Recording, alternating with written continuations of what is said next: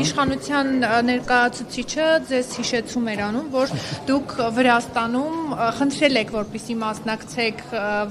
ադրբեջանցի երիտասարդների հետ հանդիպմանը, նա էլ դիտարկել է ձեր հայտը, բավարարել է, ինչ կասեք սրա վերաբերյալ, դա ինչ հանդիպում է։ Շատ ցավում եմ, որ մենք փորձում ենք ստախոս իշխանությանը հետ մրցել ճշմարտացիության դաշտում, պետք է արձանագրեմ մի շատ կարևոր հանգամանք, որ իմ ուսանող լինելու հանգամանքով, ուղղակի որ բակալավրում սովորել եմ միջազգային հարաբերություններ ֆակուլտետում, ես մասնակցել եմ բազում կոնֆերանսների, ինչպես ՆԱՏՕ-ի միջազգային գագաթնաժողովին, ՆԱՏՕ-ի ամառային դպրոցին, այնպես էլ հայ-ադրբեջանական ֆորմատով կազմակերպած սեմինարների, որտեղ ներգրաված են եղել ինչպես հայերի խմբեր, այսինքն ոնց է դա կատարվում, դիմում հայտես ներկայացնում, դիտարկում են, կանչում են հարցազրույցի, կամ ընտրում են, կամ չեն ընտրում։ Այստեղ պարզապես կար շատ անտեղին եւ մանիպուլատիվ շահարկում, որի պատասխանը բնականաբար հարգելի Տիկին Կարապետյանը կստանա, ես պարզապես մի բան կասեմ, ինչքան իրանք ունեն ասելիք, հավատացած եղեք, 2-3 անգամ ասելիք ես ունեմ ու ունենալու եմ անպայման եւ իմ հարցազրույցներում շատ անգամ շատ տեղերում շեշտել եմ, որ ես ունեմ, այսինքն դրդումը, որ ես եղել եմ ադրբեջանական որն է եղել, ես բացատրել եմ նաեւ այդ հանգամանքով պայմանավորված եղել, որ հասկացել եմ դաշտում մասնագետների պակաս կա, հասկացել եմ, որ մեզ համար, մեր երկրի համար պետք են այնպիսի մարդիկ, ովքեր օգտակար կլինեն հակառակորդ պետության մասին ավելի լայն տեղեկատվություն ունենալու պարագայով։ Հետևաբար իր շահարկումները հիմնականում իր ունեցած կեղծիքները թաքցնելու մասին է, իր հնարավոր համագործակցության թաքցնելու մասին է։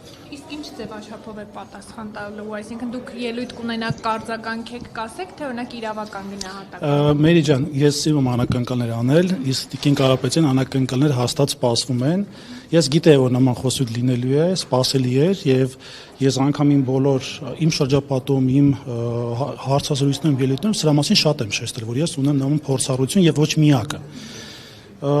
Սպասենք անակնկալներ եսպես։ Տեսեք, պարոն Դավթյան, օրինակ Ռուբեն Ռուբինյանին մեղադրանքներ են հնչեցվում իր Թուրքիայում ուսանելու վերաբերյալ։ Հիմա դուք էլ որպես մասնագետ, ադրբեջանագետ բազմաթիվ նման հանդիպումներ եք ունեցել, հիմա ինչ տարբերություն, դուք էլ եք մասնակցել, Ռուբեն Ռուբինյանն էլ է մասնակցել։ Թույլ տվեք ձեզ ուղղել, Մերի ջան, նախ մենք չենք մեղադրում Թուրքիայում կրթություն ստանալու մեջ, մենք մեղադրում ենք այդ հետազոտական աշխատանքը հանրությունից թաքցնելու մեջ, ինչը շատ կարևոր է, որ դու պաշտոն զբաղեցնող մարդ ես կամ պատգամավոր ես կամ հանրային ծառայող ես, առհասարակ պետական այր ես։ Դու պարտավոր ես հաշվետու լինել հասարակությանը եւ քո ունեցած յուրաքանչյուր ինքնակենսագրություն կլինի, դա պարզ ներկայացնել։ Այսինքն հարցին չէ հենց կոնկրետ ձեր ասածով չձևակերպեցիք, ոչ թե չեք շփվել, այլ չեք հակում պահում ձեր ուսումնասիրությունը, ինչու այդպես չեն ջեցել։ Տեսեք, չէ, տեսեք, խնդիրը ինչու՞մն է։ Ներկայացուցիչներին հանդիպել, ֆիքսել իրենց, որ տենց կանտովկաները ինչպես է։ Տեսեք, մի քիչ տանում եք դեպի այնքան, որ հավաքական։ Տեսեք,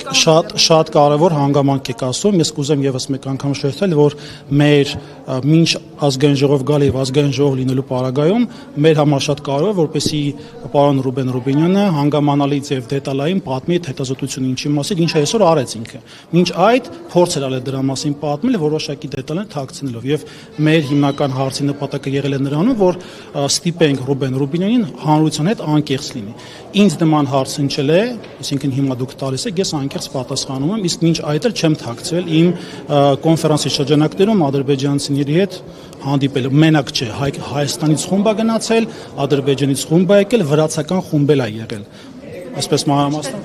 դուք Ռուբինյանին մեղադրում եք ընդամենը իր ուսումնասիրությունը թաքցնելու համար, թե դուք նաև Թուրքիայի հետ կապեր, իշխանների հետ կապած այլ եզրահանգումներ ունեք։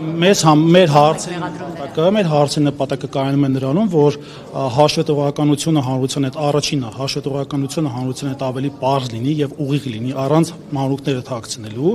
եւ երկրորդը մեզ հուզող հարցերը, որոնք մեզ համար անհանգստություն են առաջացնում, մեզ ընտրողների համար անհանգստություն են առաջացնում, բարձրացրային ենք, որի հետևանքով կունենանք պատասխան, կհասկանանք արդյոք ունենք ճիշտ կանխատեսում, թե ոչ։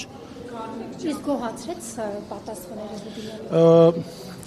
Սպասենք ընթացքին, ավելի ջան, շնորհակալ եմ։